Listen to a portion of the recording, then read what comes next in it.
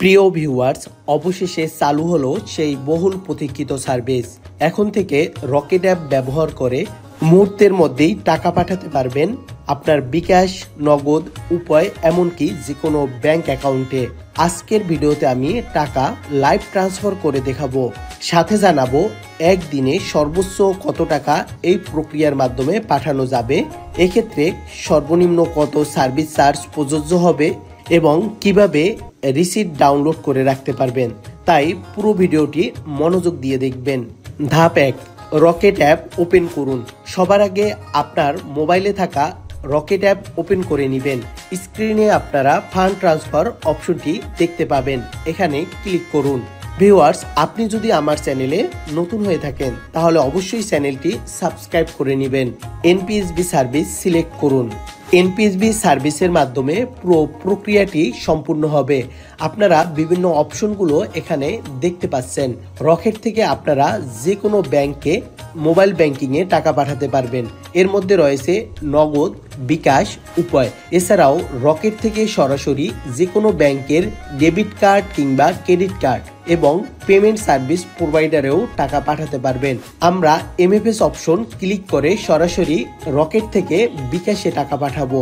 Dropdown menu থেকে বিকাশ select করে নেবেন।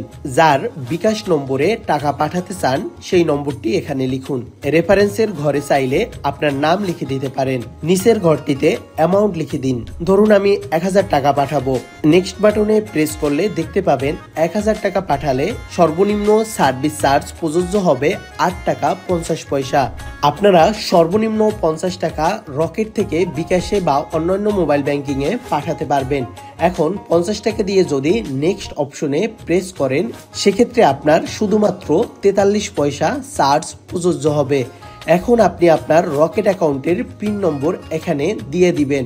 এই বাটনটিতে প্রেস করে ধরে রাখলে মাইক্রো সেকেন্ডের মধ্যে আপনার বিকাশ ওয়ালেটে টাকা পৌঁছে যাবে। বিকাশ থেকেই সাথে সাথে মেসেজও পেয়ে যাবেন। রিসিট ডাউনলোড করুন।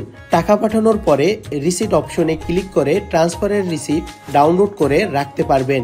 এই সার্ভিস ব্যবহার করে আপনি দিনে সর্বোচ্চ 30,000 টাকা পর্যন্ত ট্রান্সফার করতে পারবেন। এখন আমরা সরাসরি বিকাশ অ্যাপে লগ ইন করে এই ট্রান্সফারের সত্যতা যাচাই করে নিব। বিকাশ অ্যাপে লগ ইন করে ইনবক্স অপশনে গেলে ট্রান্সফারের নোটিফিকেশন পেয়ে যাবেন। বাংলাদেশ ব্যাংকের নির্দেশনা অনুযায়ী এই সার্ভিসের ক্ষেত্রে 8 টাকা 50 পয়সা চার্জ প্রযোজ্য হয়েছে। তবে আমার ব্যক্তিগতভাবে মনে হয় 1000 টাকা ট্রান্সফারের জন্য 8 টাকা 50 পয়সার পরিবর্তে এই চার্জটি 3 থেকে 5 টাকার মধ্যে নির্ধারণ করা হলে গ্রাহকদের জন্য আরো সুবিধাজনক হতো। আপনার মতামত কমেন্টে জানান। রকেট থেকে সরাসরি ব্যাংকেও টাকা পাঠানো যাবে, যদিও এখনো সব ব্যাংক যুক্ত হয়নি। তবে সময়ের সাথে সাথে ডাচ বাংলা ব্যাংক ছাড়া বাকি 55টি ব্যাংক এই সার্ভিসে সংযুক্ত হবে।